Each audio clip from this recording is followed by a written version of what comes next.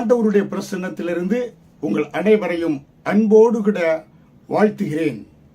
தேவனுடைய வார்த்தையை இன்றைக்கும் உங்கள் மத்தியிலே பகிர்ந்து கொள்வதற்கு ஆவியானவர் பாராட்டிய எல்லா ஆசீர்வாதங்களுக்காக மீண்டுமாய் தேவனுக்கு நன்றியை தெரிவித்துக் கொள்கிறேன். கடந்த தொடரிலே கூட ஆவியிலே நிறைந்து இருங்கள்.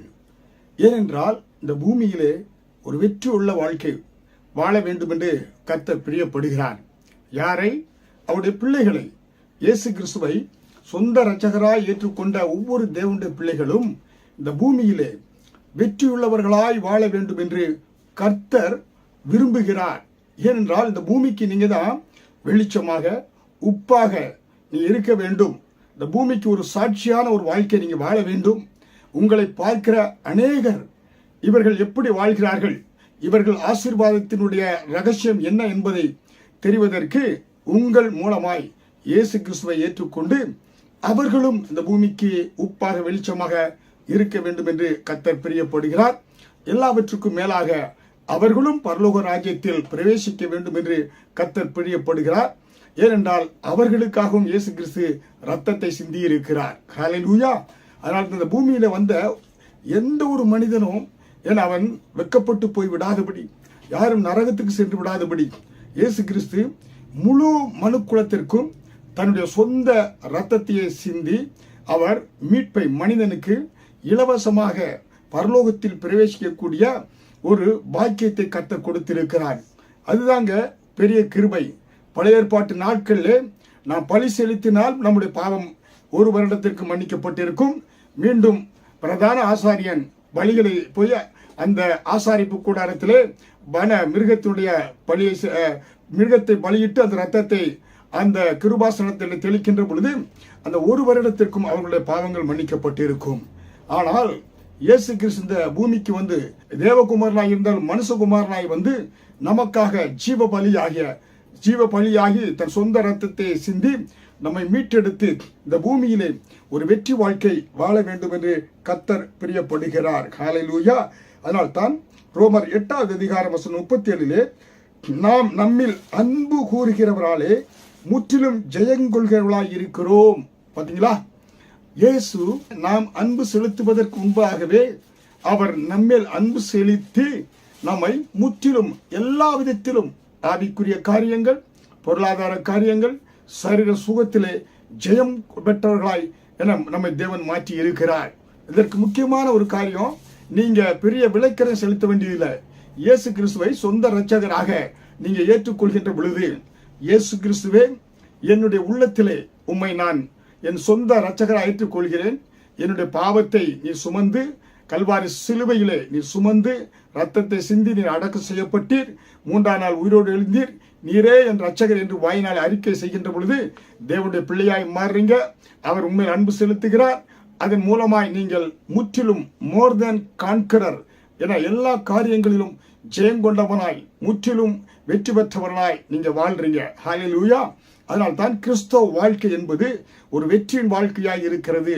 தேவன் எல்லாவற்றிலும் நீங்க ஒரு நிரம்பி வழிகிற ஆசீர்வாதத்தை பெற்றுக்கொண்டு இந்த பூமிக்கு சாட்சியாய் வாழ வேண்டும் என்று கர்த்தர் பிரியப்படுகிறார்.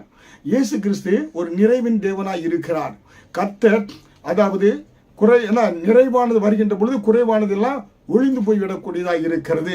உங்க வாழ்க்கையில கண்ணீரோடு, கவலையோடு, சாபத்தோடு, பிரச்சனையோடு, போராட்டங்களோடு, குடும்பத்தில் குழப்பத்தோடு வாழ்றீங்களா? இந்த நிறைவான சமாதான கர்த்தராய் இயேசு கிறிஸ்து உங்க உள்ளத்தில் அழைங்க. அவர் உங்க உள்ளத்தில் வருகின்ற பொழுது உங்கள் உள்ளம் மட்டுமல்ல, உங்கள் இல்லமும் மகிழ்ச்சியாக இருக்கும். உங்க உள்ளத்திலே அவர் ஒரு தெய்வீக சமாதானத்தை கொடுப்பார். அதனால்தான் இயேசு கிறிஸ்துவை குறித்து சொல்லப்படுகின்ற பொழுது அவரே சமாதான பிரபு, அவரே சமாதான கர்த்தர். ஹல்லேலூயா. உலகம் கொடுக்கிற பிரகாரம் அல்ல, தேவன் கொடுக்கிற அந்த சமாதானம் மெய்யான சமாதானம், தெய்வீக சமாதானமாய் உங்க வாழ்க்கையில இருக்கும். ஹல்லேலூயா. அதனால உங்க வாழ்க்கை இன்றைக்கு குறைவோடு இருக்கிறீங்களா? உங்க வாழ்க்கையை தேவன் ஃபுல்ஃபில் லைஃப், அதாவது முழுவதுமா இயேசுவை நீங்க உள்ளத்தில ஏற்றுக்கொண்டு நிறைவான அன்பை பெறுகின்ற பொழுது உங்கள் வாழ்க்கை எப்படி நிரம்பி வழிகிற ஒரு வாழ்க்கையாக, ஜெயமுள்ள ஒரு வாழ்க்கையாக மாறும். ஹல்லேலூயா. நீங்கள் எந்த விதத்திலும் குறைவோடு வாழ வேண்டும் என்று தேவன் பிரியப்படல. அன்றைக்கு இஸ்ரவேல் ஜனங்கள் 430 வருடம் எகிப்தில் அடிமைகளாக இருந்தார்கள். அவர்கள் பாருங்க அன்றன்றா ஏன்னா அவங்களுக்கு உணவிற்கு அவங்க கஷ்டப்படணும்.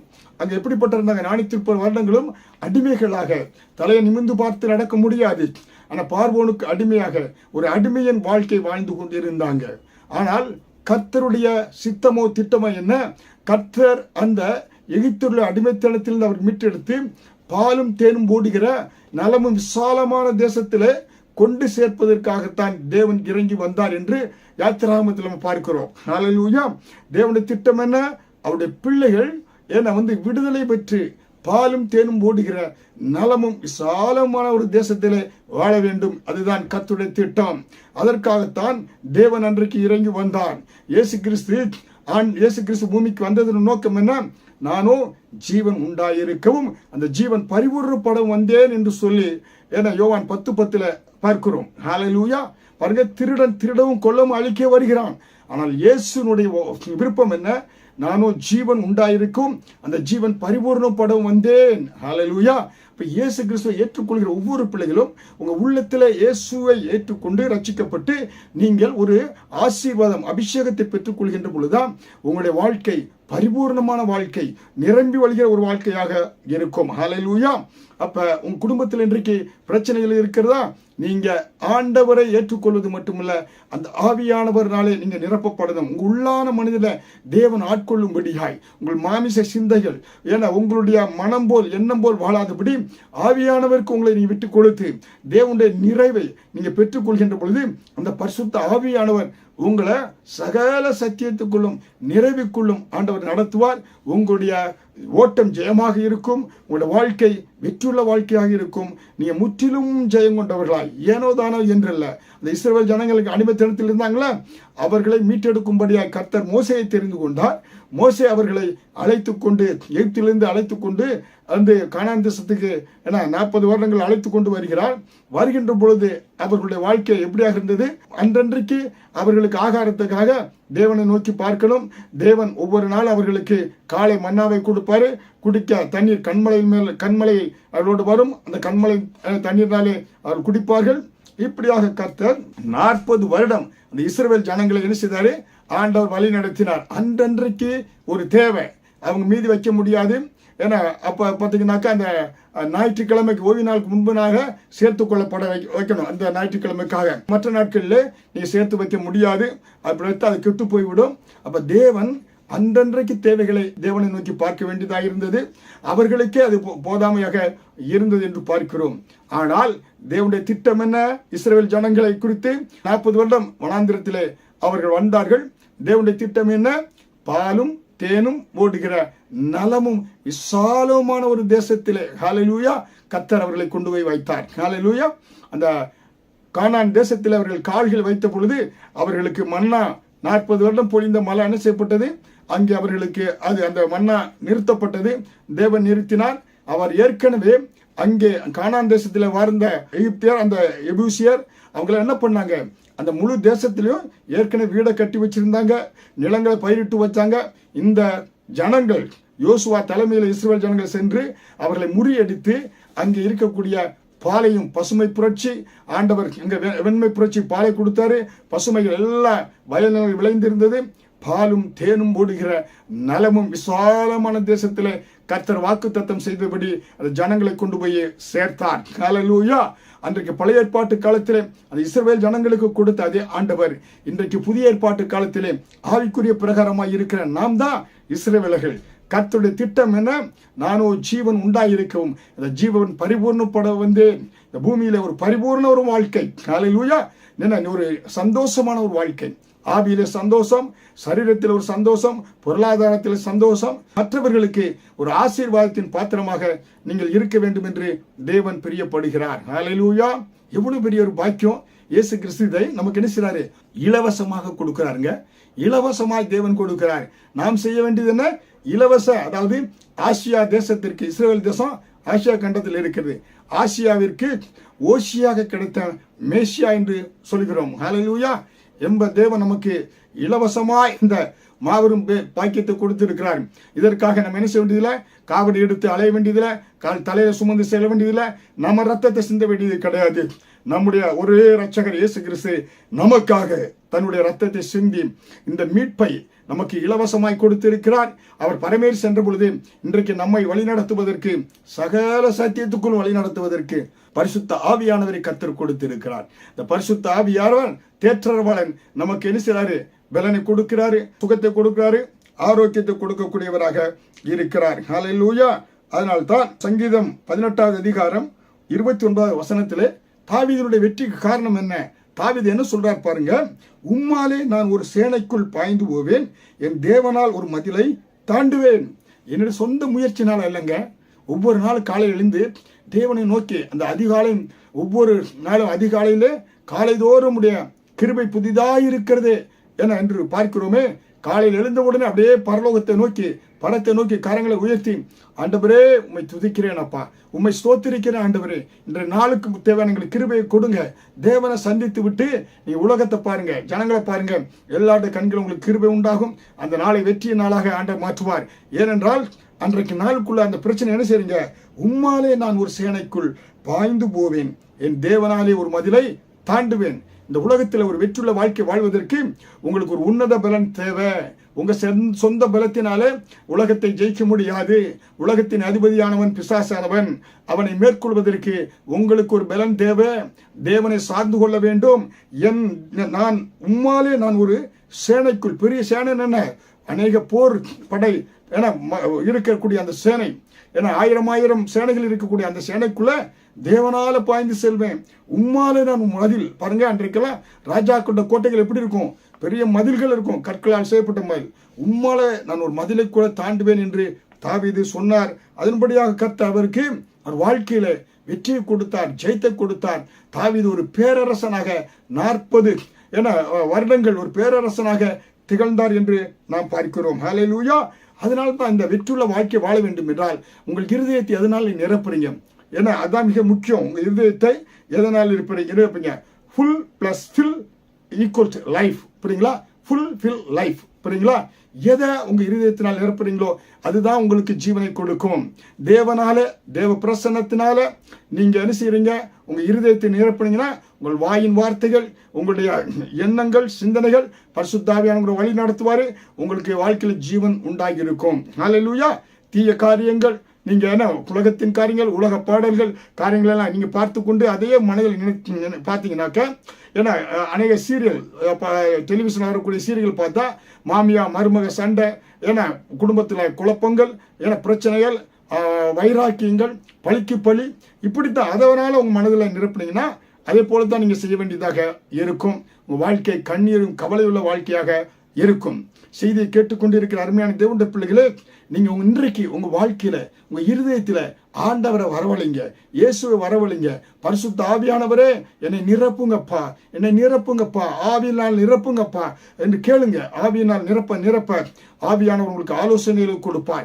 ஆவியானவர் எப்படி நீங்க நடக்க வேண்டும் என்று உங்களுக்கு வழி நடத்துவார். உங்கள் குடும்பத்தில், உங்கள் பிள்ளைகள குடும்ப ஜபங்கள் செய்து அபிஷேகத்தில் நிரம்பி அந்நிய பாஷை பேசுங்க. அந்நிய பாஷை பேசி பாருங்க. உங்க வாழ்க்கையே மாறும். உங்க வாழ்க்கை கப்பலை பரிசுத்த ஆவியானவரே அந்த சுக்கானை என திருப்பி நடத்துவார். நல்ல வெற்றியுள்ள துறைமுகத்தை நோக்கி நீங்க அடைவீங்க. வெற்றியுள்ள வாழ்க்கை நீங்க வாழ்வீங்க. அதனால இன்றைக்கு எதனால உங்க எண்ணத்தை, சிந்தனைகளை எதை நீங்க ஃபுல்ஃபில் பண்றீங்க? புரியுங்களா? ஏன்னா எதனால நிரப்புறீங்க அது மிக முக்கியம். அப்ப சற்று உங்களை நீங்க ஆராய்ந்து பாருங்க. உங்க இருதயத்தை எதனால நீங்க நிரப்பி இருக்கிறீங்க? அதுதான் உங்க வாழ்க்கையில ஜீவனை கொடுக்கும், வாழ்க்கையை கொடுக்கும், வெற்றியை கொடுக்கும். Full plus fill equal to life. அதான் மிக மிக முக்கியம். ஹல்லேலூயா. தேவனை முன்பாக வைங்க, ஆண்டவர் முன்பாக வைங்க. ஒவ்வொரு நாளும் தேவனை முன்பாக உங்க மனக்கொண்டு வைக்கின்ற பொழுது பாருங்களேன், உங்க வாழ்க்கை எப்படிப்பட்ட வாழ்க்கையாக இருக்கும். ஹல்லேலூயா. முதலாவது தேவனுடைய ராஜ்யத்தையும் அவருடைய நீதியும் தேடுங்கள், அப்பொழுது இவைகள் எல்லாம் உங்களுக்கு கொடுக்கப்படும் என்று மத்திய 6வது அதிகாரத்தில் பார்க்கணும்ல. ஏன்னா அப்ப ஆண்டவர் எவ்வளவு சொன்னார் பாருங்க. முதலாவது தேவனுடைய ராஜ்யத்தை நீங்க தேடணும். முதலாவது தேவனுடைய ராஜ்யத்தை நீங்க தேடினீங்கன்னா சகலமும் உங்களுக்கு கூட கொடுக்கப்படக்கூடியதாக இருக்கிறது. ஹல்லேலூயா. அப்ப தேவனுடைய பிள்ளைகளே, நீங்க முதலாவது தேவனால, தேவ பிரசன்னத்தினால ஆவியானவரால் நிரப்பப்படுங்க. ஆவியானவரால் நிரப்பப்படுகின்ற பொழுது நானோ ஜீவன், உங்க கர்த்தர் உங்களுக்கு ஜீவனை கொடுக்கிறாரு. அந்த ஜீவன் பரிபூர்ண ஜீவனை கொடுக்கக்கூடியவராய் இருக்கிறான். அதனால தான் இஸ்ரவேல் ஜனங்கள் வனாந்தரத்தில் அவர்கள் என்ன செய்தாங்க? எகிப்தில் என பற்றாக்குறை அடிமையாக வாழ்ந்தார்கள். வனாந்திரத்திலே அவர்கள் அன்றன்றைக்கு என அவர்களுக்கே என போதுமானதாக இருந்தது. ஆனால் கானான் தேசத்திலே நிரம்பி வழிகிற ஆசீர்வாதை நீங்கள் மட்டுமல்ல, உங்கள் உற்றார் உறவினர்கள் என பெற்றோர்கள் எல்லாருக்கும் கொடுக்கும்படியான ஒரு நிரம்பி வழிகிற ஒரு ஆசீர்வாதம். அதனால் தான் தேவன் விரும்புகிறார் என கர்த்தர் சொல்றாரு, என்னாலே உன்னுடைய நாட்கள் விருத்தியாகும். ஹல்லேலூயா. என சங்கீதம் 91:16 நீடித்த நாட்களால் அவனை திருப்தியாக்கி என் ரட்சிப்பை அவனுக்கு காண்பிப்பேன்.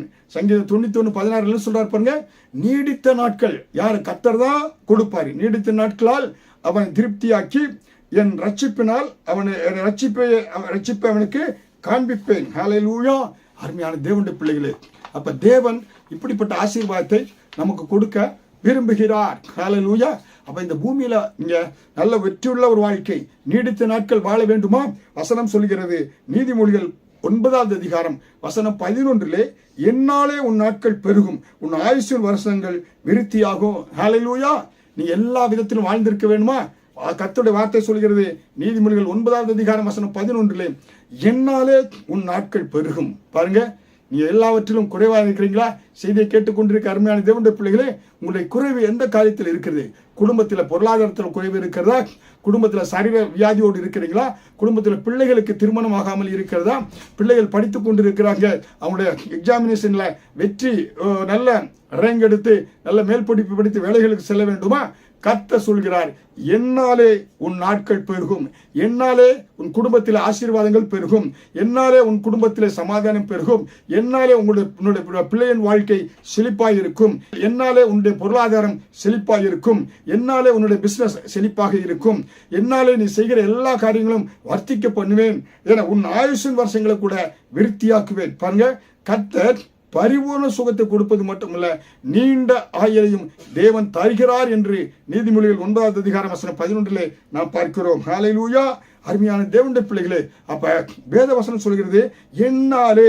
அப்ப நீங்க என்ன செய்யணும்? முதலாவது தேவனுடைய ராஜ்யத்தை தேடணும். கர்த்தரை தேடுகின்ற பொழுது, ஏன்னா அவரால் தான் நிரப்பணும் உங்க இருதயத்தை, உள்ளத்தை. அதனாலதான் நான் சொன்னேன், நீங்க ஒவ்வொரு நாள் எழுந்து சின்ன வீட்டுல நன்றா அந்நிய பாஷை பேசி துதிங்க. வெளியே செல்றீங்களா? அப்படியே அபிஷேகத்தோட போங்க.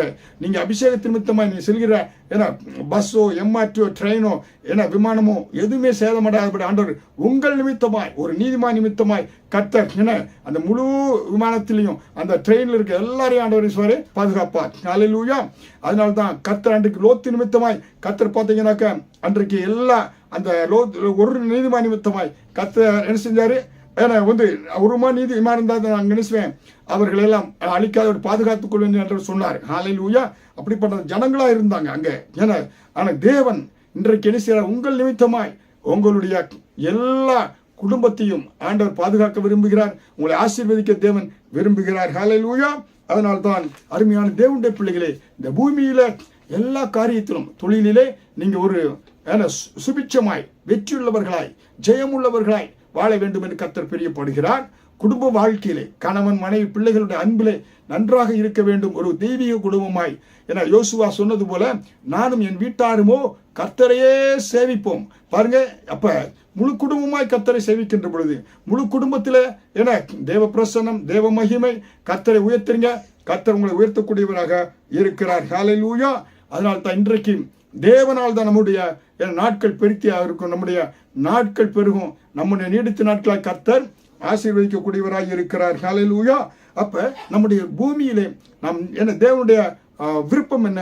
நம்ம நீண்ட நாட்களாய் வாழ வேண்டும் என்பதுதான். அதனால தான் என்னாலே உன் நாட்கள் பெருகும். ஆண்டவர் சொல்கிறார் வசனத்துல பார்த்தோம்ல, என்னாலே உன் நாட்கள் பெருகும், உன் ஆயுசின் வருஷங்கள் விருத்தியாகும். ஹல்லேலூயா.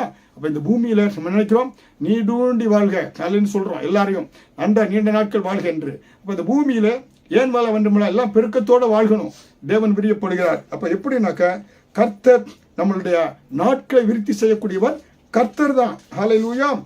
கர்த்தர் தான் நம்முடைய நாட்கள் ஆயுளை வாழ்க்கையை விருத்தியாக்கக்கூடியவர் இருக்கிறார். ஹல்லேலூயா. அன்றைக்கு பாருங்க, பூமியிலே நோபாவினுடைய நாட்கள்ல பாத்தீங்கன்னாக்கா பாருங்க, ஜனங்கள் எல்லாம் 800 வருஷம் 900 வருடம் அன்னைக்கு பூமியில வாழ்ந்தாங்க. புரியுங்களா? நோபா வந்து 900 ஜனங்கள் பாருங்க 900 வருஷம் என்று வாழ்ந்தாங்க. ஆதாம் பாத்தீங்கன்னா 930 வருடம் வாழ்ந்தார். ஏன்னா ஜனங்கள் அன்றைக்கு நோவா நாட்கள்ல எல்லாம் பார்த்தா ஆபிரகாம் நாட்கள்லாம் பார்க்கும்போது 900 வருடத்துக்கு மேலாக அந்த ஜனங்கள் வாழ்ந்தாங்க பார்க்கிறோம். ஆதாமுடைய ஆயுசு 930 வருஷம் ஆதாம் வாழ்ந்தாரு. புரியுங்களா? சேத்துனுடைய ஆயுசு 912 வருடம் வாழ்ந்தாரு. ஏனோசுடைய வாழ்க்கை 905 வருடம் வாழ்ந்தாரு.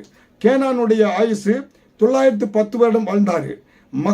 மகலாலேயுடைய ஆயுசு 805 வருடம் உயிரோடு வாழ்ந்தார்.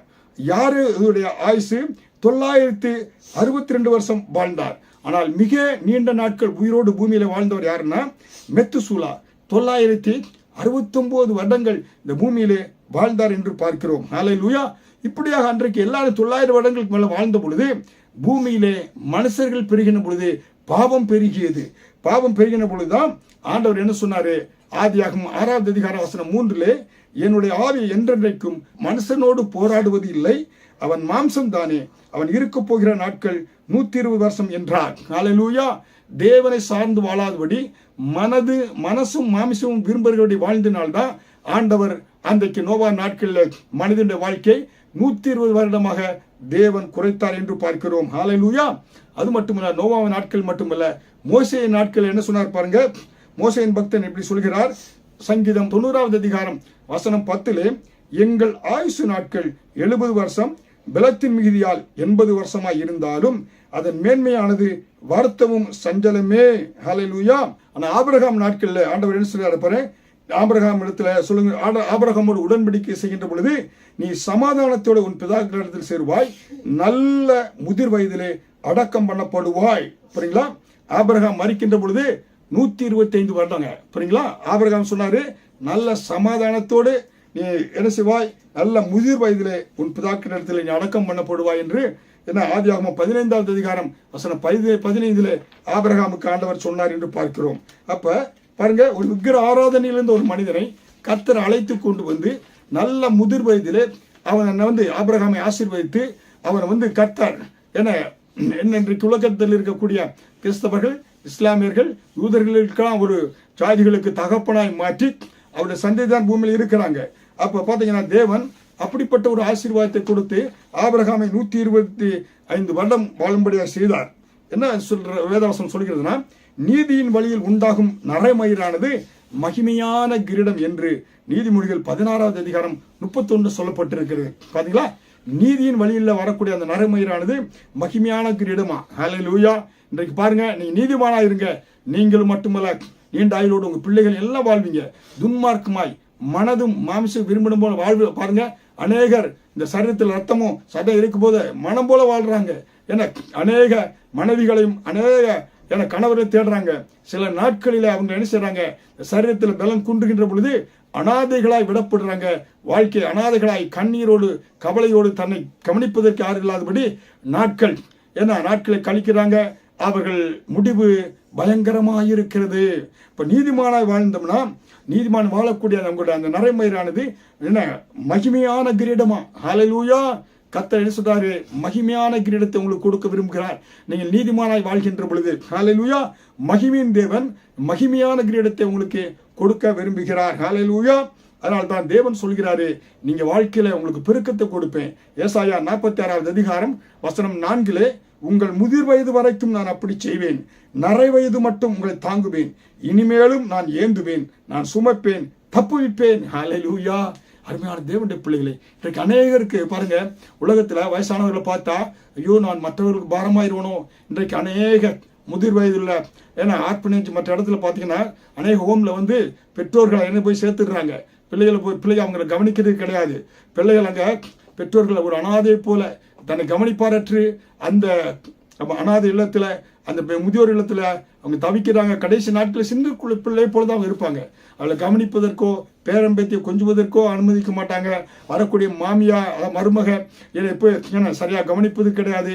மகனும் மருமகளும் அந்த பெற்றோர்களை நேசிக்காதபடி அவர்கள் கண்ணீரோடு கடைசி நாட்களில். புரியுங்களா? அப்ப வேதம் என்ன சொல்லுகிறது பாருங்க. கர்த்தர் தெளிவா நமக்கு வேத வசனம் சொல்லி இருக்கிறார். காலையிலயா உன்னோட ஆயுசு நாட்கள் நீட்டிப்பதற்கு தாயின் தகப்பனையும் கணம் பண்ணுன்னு சொல்றாரு. ஹல்லேலூயா. அருமையான தேவனுடைய பிள்ளைகளே, அநேகர் இன்றைக்கு இயேசு கிறிஸ்து சொந்த ரட்சகராக ஏற்றுக்கொள்ளாதவங்க வாழ்க்கை கண்ணீரும் கவலையும். ஏன்னா தன்னுடைய வாலிப நாட்களே மனமும் மாம்சம் போல் வாழ்ந்து பிள்ளைகளை கவனிக்கிறது கிடையாது, அடிக்கடி கணவனை மாற்றுவது, அடிக்கடி மனைவியை மாற்றுவது.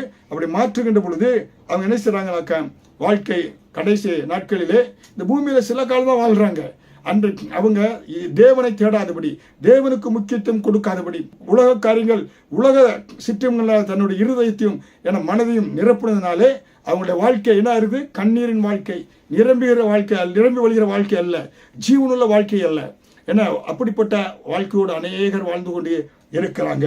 அதனால சொல்றாரு, கர்த்தர் சொல்றார், உங்கள் முதிர் வயது வரைக்கும் அப்படி நான் செய்வேன், நரவயது மட்டும் உங்களை தாங்குவேன், இனிமேலும் நான் ஏந்துவேன், நான் சுமப்பேன், தப்புவிப்பேன். இயேசு பிடித்துக் கொள்ளுங்க.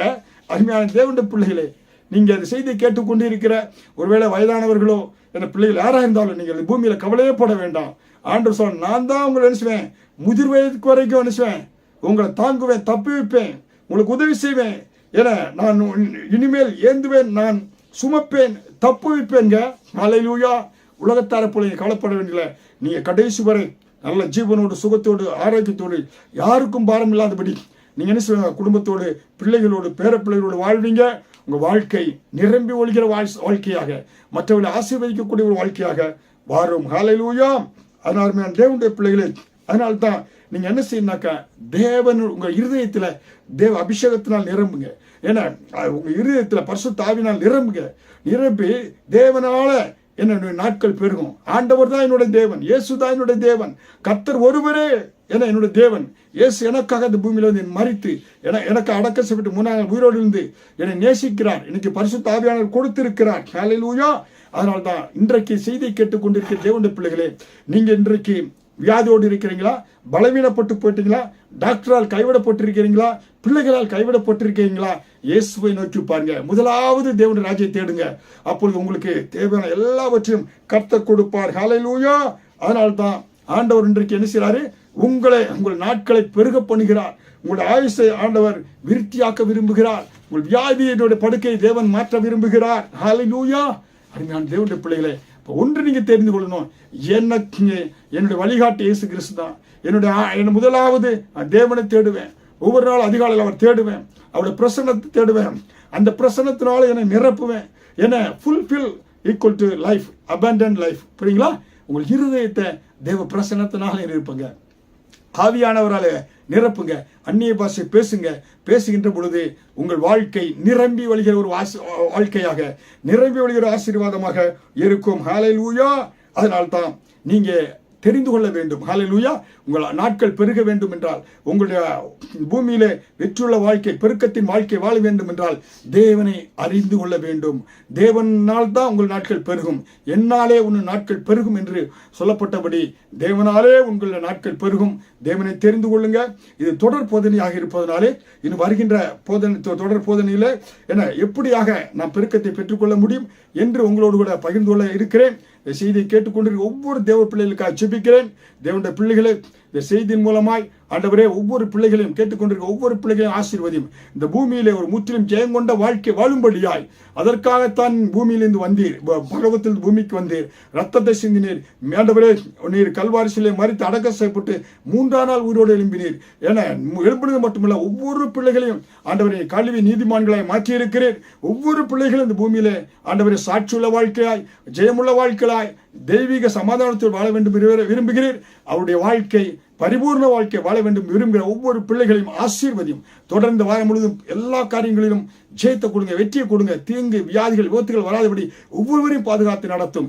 தேர்வு எழுதுகிற ஒவ்வொரு பிள்ளைகளுக்கும் வெற்றியை கொடுங்க, ஜெயத்தை கொடுங்க, வியாதி படுக்கையை மாற்றுங்க, நீண்ட ஆயுளை கொடுங்க, ஆசீர்வதித்து நடத்துங்க. இயேசு கிறிஸ்து மூலம் ஜெபிக்கிறேன் ஜீவனுள்ள நல்ல பிதாவே, ஆமேன்.